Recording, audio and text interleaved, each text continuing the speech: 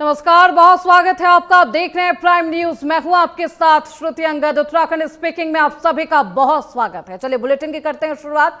देहरादून में मुख्यमंत्री पुष्कर सिंह धामी के आज बेहद अहम कार्यक्रम। करीब 12 बजे बीजेपी प्रकोष्ठों की बैठक है, इसमें शामिल होंगे मुख्यमंत्री धामी। बलवीर रोड पर बीजेपी कार्यालय में बेहद अहम बैठक है। रक्षा मंत्री राजनाथ सिंह के कार्यक्रम के लिए रहेंगे आरक्षित। जौलीग्रांट एयरपोर्ट पर बेहद अहम मौजूदगी रहेगी और जसपाल राणा शूटिंग रेंज में श्रद्धांजलि सभा में शामिल होंगे। जेपी नड्डा के स्वागत के लिए एयरपोर्ट पहुंचेंगे मुख्यमंत्री धामी। करीब 5 बजे जेपी नड्डा के कार्यक्रम में भी वहां पर शामिल रहेंगे। तो तमाम ऐसे कार्यक्रम है जिसमें मुख्यमंत्री धामी यहां पर मौजूद रहने वाले हैं। कहीं पर अधिकारियों के साथ बैठक भी करने वाले हैं करीब 5 बजे, क्योंकि आज जेपी नड्डा भी आने वाले हैं। उनके स्वागत के लिए वो खुद एयरपोर्ट पर मौजूद रहेंगे। नड्डा के कार्यक्रम में भी शामिल रहेंगे मुख्यमंत्री धामी। जेपी नड्डा के स्वागत में सबसे पहले मुख्यमंत्री धामी एयरपोर्ट उनका स्वागत करने के लिए पहुंचेंगे। तो मुख्यमंत्री पुष्कर सिंह धामी के आज कई कार्यक्रम हैं। करीब 12 बजे बीजेपी कार्यालय में एक बैठक है। इस बैठक में तमाम प्रकोष्ठों की इस बैठक में वो शामिल होंगे, बातचीत करेंगे। आने वाले विधानसभा चुनाव को लेकर भी यहां पर अधिकारियों के साथ और भारतीय जनता पार्टी के तमाम नेताओं के साथ भी बैठक होनी है। बलवीर रोड पर बीजेपी कार्यालय में एक बेहद अहम बैठक है। चुनाव में किन किन मुद्दे को भुनाया जाए और किस तरीके से चुनाव की प्लानिंग की जाए, खासतौर पर क्योंकि जब नितिन नवीन पहुंचे थे तब मुख्यमंत्री धामी से उन्होंने मुलाकात की थी। विधानसभा चुनाव को लेकर तमाम तैयारियां की जा रही है। मुख्यमंत्री धामी का आज कई कार्यक्रम है और इन तमाम कार्यक्रमों में मुख्यमंत्री धामी मौजूद रहेंगे। हमारे साथ हमारे सहयोगी महेंद्र इस खबर पर ज्यादा जानकारी के साथ जुड़ चुके हैं। महेंद्र, आज क्या कुछ कार्यक्रम है मुख्यमंत्री धामी का, विस्तार से बताइए। दरअसल इनका जो मेन प्रोग्राम है पार्टी से संगठन को लेकर के, वो भाजपा कार्यालय पे होना है, जहाँ पे विभिन्न प्रकोष्ठों की बैठक लेंगे। नितिन नवीन जो राष्ट्रीय अध्यक्ष हैं भाजपा के, उनके जाने के बाद जो दिशा निर्देश दिए गए थे उसमें कितना फुलफिल किया गया है जमीनी स्तर पर, उसका फीडबैक लेंगे। इसके बाद आगे की रणनीति भी तय की जाएगी। क्योंकि चुनावी मुहाने पे है प्रदेश, इसलिए पूरी तैयारियां की जा रही हैं।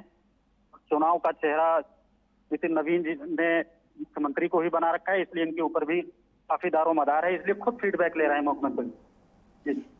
तो आज फीडबैक लेते हुए भी मुख्यमंत्री धामी नजर आएंगे महेंद्र। लेकिन सवाल ये है, क्योंकि अगर विधानसभा चुनाव के लिहाज से देखें तो भारतीय जनता पार्टी के सामने कई चुनौतियां हैं, चाहे अंकिता भंडारी केस का वो मामला हो, पेपर लीक की घटनाएं हो, ये तमाम ऐसे मामले हैं। महिला सुरक्षा कानून व्यवस्था को लेकर भी विपक्ष बेहद निशाना साध रहा। किस तरीके से इन चुनौतियों से निपटा जाएगा और जहां पर जो क्षेत्र विधानसभा क्षेत्र जो बहुत कमजोर है, वहां पर किस तरीके की प्लानिंग है? जी, भाजपा को भी और पुष्कर धामी जी को भी इस चीज का बिल्कुल एहसास है कि उनके सामने क्या क्या चुनौतियां हैं। इसी वजह से राष्ट्रीय अध्यक्ष ने दौरे के दौरान ही उन्होंने कहा था कि बूथ लेवल पे भी एक वॉरियर्स तैयार किए जाए, जो सोशल मीडिया से लेकर के फिजिकली जो भी बयानबाजी हो रही उसका जवाब दें। ये ना जरूरी हो कि कोई भी मुद्दा उठ रहा है तो प्रवक्ता लेवल पे ही उसका जवाब दिया जाए। तो देखिए, इन तमाम मुद्दों को लेकर भारतीय जनता पार्टी सतर्क भी है और उन चुनौतियों से निपटने के लिए तमाम प्लानिंग भी की जा रही है। बैठकों का दौर भी जारी है। बहुत शुक्रिया महेंद्र प्रताप आपका इन तमाम जानकारियों के लिए। शाम 5 बजे क्योंकि एक बैठक होनी है, इसमें जेपी नड्डा का ये कार्यक्रम है, इसमें मुख्यमंत्री धामी भी मौजूद रहेंगे। चलिए खबरों बढ़ते आगे। देहरादून में मानसून से पहले सरकार बेहद सतर्क है। पर्वतीय क्षेत्रों में पहुंचाया है 3 महीने का राशन। 1 जुलाई से बटेगा 3 महीने का एडवांस राशन।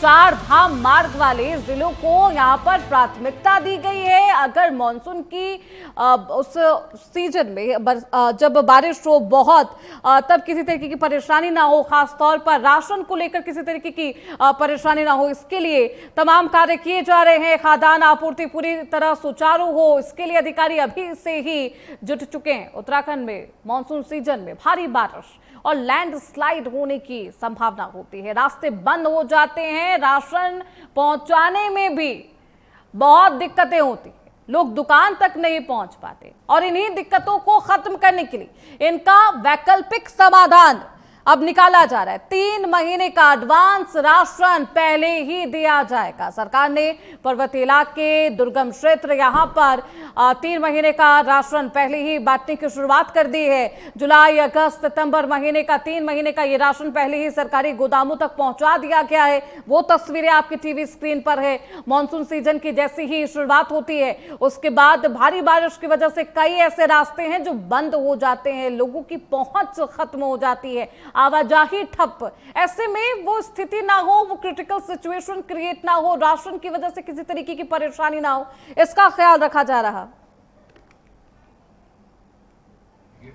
मानसून को लेकर के हम लोगों ने 3 माह का राशन पर्वतीय जनपदों को पूर्व में ही भेजना प्रारंभ कर दिया। लगभग सभी हमारे खाद्यान्न गोदामों में 3 माह का राशन पहुंच रहा है और हम 1 जुलाई से 3 माह का राशन, जुलाई, अगस्त, सितंबर एक साथ हम वितरण करेंगे और उम्मीद रहेगी कि हम जुलाई में ही 3 माह का राशन पूरा वितरण सुनिश्चित कर लेंगे। देखिए, मानसून को लेकर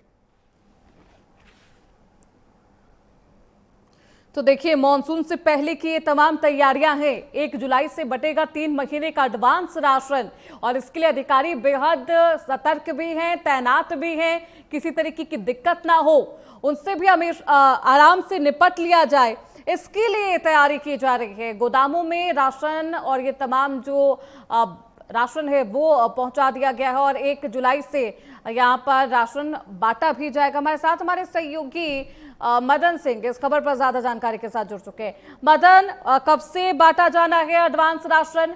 क्या कुछ तैयारी है? मुख्य उद्देश्य क्या है? मदन। श्रुति, देखिए, क्योंकि उत्तराखंड की जो भौगोलिक परिस्थिति है और खासतौर पे जो पहाड़ी क्षेत्र है, वहां पर परिस्थितियां विकट हो जाती है जब भी मानसून आता है। और बरसातें जब होती है तो कहीं ना कहीं जो आम पब्लिक है उनको बड़ी दिक्कतों का सामना करना पड़ता है और जो राशन जो कि सरकार द्वारा दिया जाता है उसके वितरण में भी बड़ी दिक्कतों का सामना होता है। तो इसलिए ये निर्णय लिया गया है खाद्य आपूर्ति विभाग द्वारा कि 3 माह का जो राशन है वो अभी 1 तारीख से पहुंचना शुरू हो जाएगा और जुलाई तक सबको जो है बांट दिया जाएगा, ताकि जब भी मानसून हो उस समय किसी तरीके की कोई दिक्कत आम जनमानस को ना हो और जो भी ये राशन मिलता है वो 3 माह का एक साथ ही मिल जाएगा। तो कहीं ना कहीं सहूलियत रहेगी तमाम जो पहाड़ी क्षेत्र है वहां पर। तो इसलिए नागरिक आपूर्ति विभाग ने राशन गोदामों तक पहुंचाने की पूरी प्रक्रिया कर ली है और एक साथ ही जो है 3 माह का राशन यहाँ पर बंटवाने जा रहे हैं। जी, लेकिन मानसून के वक्त में मदन, सिर्फ परेशानी राशन को लेकर ही नहीं है,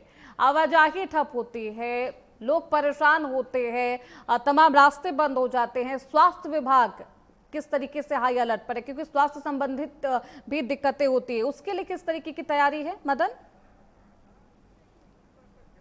मानसून शुरू होता है तो जो पहाड़ी क्षेत्र है वहाँ पर सबसे बड़ी जो परेशानी है वो रास्तों की है, क्योंकि रास्ते टूट जाते हैं, फिर जो तमाम जो भी जरूरतें हैं वो पूरी नहीं हो पाती है और जिसके चलते जो है खासतौर पर स्वास्थ्य की अगर बात करें तो उसमें भी बड़ी दिक्कतें होती, चाहे दवाइयाँ पहुँचाने की बात हो या फिर जिस तरह राशन पहुँचा जा रहा है। क्योंकि जब रास्ते टूटते तो कई जगह सड़कें टूट जाती है तो राशन भी समय पर नहीं पहुँच पाता है और उसके साथ ही जो दवाइयाँ हैं वो भी। तो इसलिए हालांकि पूरे इंतजाम पहले से किए गए हैं, खासतौर पर जो पेशेंट है या हॉस्पिटल है वहाँ पर इस तरीके की तैयारियां की जा रही है, क्योंकि चारधाम यात्रा भी चल रही है और तमाम जो ऐसे रास्ते हैं, चाहे उत्तरकाशी की बात करें या चमोली डिस्ट्रिक्ट की बात करें, यहाँ पर पिथौरागढ़ की बात करें, यहाँ पर तमाम दिक्कतों का सामना करना पड़ता है। वहाँ पर पहले से ही तमाम इंतजाम किए गए हैं और उसके साथ ही अभी राशन की जो बात है इसके लिए भी जो है अब खाद्य नागरिक आपूर्ति विभाग ने सभी तैयारियां कर ली है, जिसके चलते अब 3 माह का राशन इनको पहले से ही वितरित कर दिया जाएगा। जी,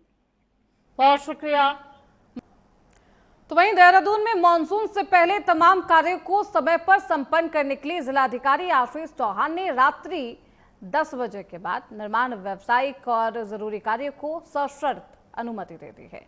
हालांकि रात 10 बजे से सुबह 6 बजे तक लाउड स्पीकर, डीजे, तेज आवाज वाले तमाम जो सामग्री है उस पर रोक लगा दी गई है। रात के समय में कार्य करने वाले एजेंसियों को पुलिस और नगर निगम से अनुमति लेनी होगी। साथ ही सुरक्षा, प्रकाश व्यवस्था और यातायात प्रबंधन के नियमों का पालन करना बेहद अनिवार्य होगा। नियमों के उल्लंघन पर सख्त कार्रवाई की जाएगी। रोड कटिंग की जो हमारी एक कमेटी की जो मीटिंग होती है रोड कटिंग को मॉनिटर करने के लिए, तो उसमें मल्टीपल डिपार्टमेंट्स और मल्टीपल वर्किंग एजेंसीज और SCPWD और इंजीनियर्स की पूरी टीम ने लगभग 14 के आसपास केसेस को हम लोगों ने एनालाइज किया और मॉनसून सीजन में कम टाइम में जो कार्रवाइयाँ की जा सकती हैं और प्रिकॉशंस रखते हुए की जा सकती हैं जिससे कि हमारी विकासात्मक गतिविधियाँ भी अवरुद्ध न हो, और उसको ध्यान में रखते हुए कुछ पर्टिकुलर प्रपोजल्स को हम लोगों ने अलाउ किया और जिसमें कहीं पब्लिक को इनकन्वीनियंस होने जैसी स्थितियाँ बनने के चांसेस हैं या दुर्घटना की संभावना है, तो उन सारे केसेस। तो तस्वीरें आपकी टीवी स्क्रीन पर है। हालांकि सख्त चेतावनी ये दी गई है कि नियमों का अगर उल्लंघन किया गया, नियमों का पालन नहीं किया गया तो सख्त कार्रवाई की जाएगी। जिलाधिकारी की तरफ से सख्त चेतावनी दी गई है। रात 10 बजे से सुबह 6 बजे तक लाउड स्पीकर पर भी बैन है। चलिए खबरों बढ़ते हैं आगे। चंपावत में किसानों की चौपाल में डीएम मनीष कुमार सख्त नजर आए। किसानों की समस्याओं का समयबद्ध समाधान होगा, सरकारी योजनाओं का लाभ हर किसान तक पहुंचाया जाना है और कृषक बंधु बैठक में अधिकारियों को तमाम दिशा निर्देश भी दिए गए। किस तरीके से उनकी आजीविका और भी अच्छी हो, इसको लेकर भी समाधान के निर्देश दिए गए। बैठक की तस्वीरें आपकी टीवी स्क्रीन पर है। सोलर पंप, बीज, पॉली हाउस, पशुपालन, सिंचाई, ऐसे तमाम मुद्दे हैं जिस पर चर्चा हुई है और डीएम ने साफ तौर पर कहा है कि सरकारी योजनाओं का लाभ हर पात्र किसान तक पहुंचे, लंबित जो समस्याएं हैं उसका समाधान निकाला जा सके। ये तस्वीरें आपको दिखा रहे हैं, बैठक की ये तस्वीरें हैं और किसानों से संबंधित जो भी परेशानी है, समस्याएं हैं, उसके समाधान के निर्देश यहां पर दिए गए। साथ ही साथ किसान की आय किस तरीके से उसमें वृद्धि हो, मधुमक्खी पालन हो, अन्य कृषि गतिविधियों को बढ़ावा, इस पर खास फोकस रहा।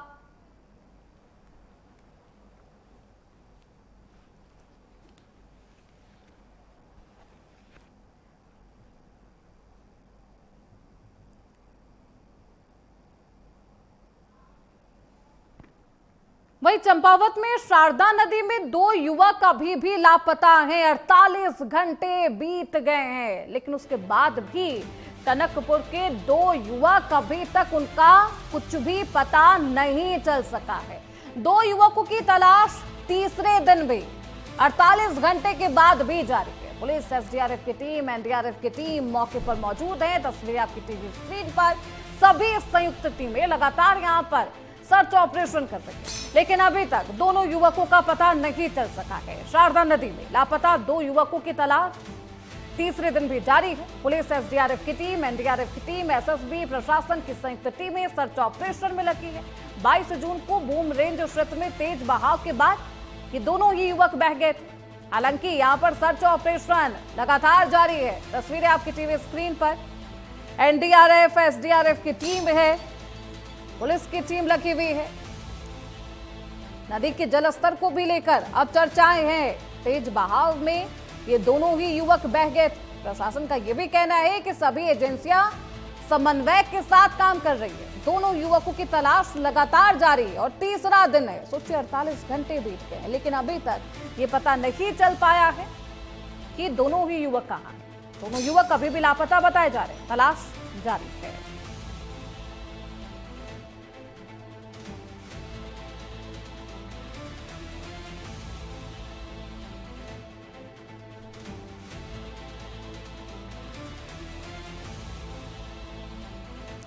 पुलिस, एनडीआरएफ की टीम, एसएसबी टीम, एसडीआरएफ की टीम यहां पर सर्च ऑपरेशन करती हुई नजर आ रही है, लेकिन अभी तक कुछ भी पता नहीं चल सका है। हालांकि टीम लगातार सक्रिय है, हाई अलर्ट पर है। अधिकारी यहां पर मौजूद है। लोगों से भी अपील की जा रही है कि यहां आसपास ना आए, किनारे नहीं आए, और क्योंकि बहाव बहुत है, ऐसे में सर्च ऑपरेशन की जो टीम है वो लगातार सर्च करती हुई नजर आ रही है। फिलहाल इसी के साथ उत्तराखंड स्पीकिंग में बस इतना ही। रुकेंगे छोटे से ब्रेक के लिए, जल्द लौटेंगे।